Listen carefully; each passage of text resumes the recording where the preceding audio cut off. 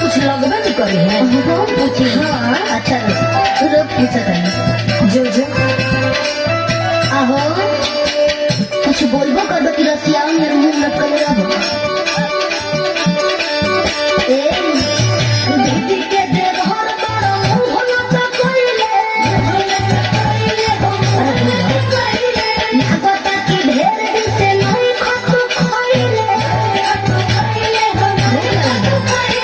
दीदी के देव हर बड़ा मुंह लटक कइले लागता कि ढेर दिन से नहीं खतु खइले तनी दिलवा के बतिया बताइबो जो चाहत नहीं तुम करबो का मेहर के फरज निभाइबो रात भर संगे सुताइबो मेहर के फरज निभाइबो सब बनाओ छोड़ संगे सुताइबो मेहर के फरज निभाइबो रात भर संगे सुताइबो यही से कहतनी हो कि शेर के बार बार ना छेड़ल जाला। अच्छा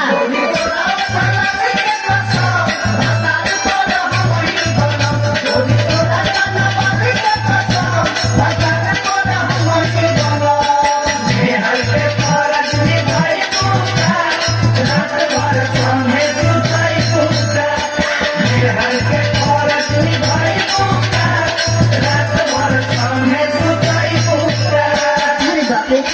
यही से कहल जाला कि आजकल भलाई के जमाना नहीं है खाला गई हम तो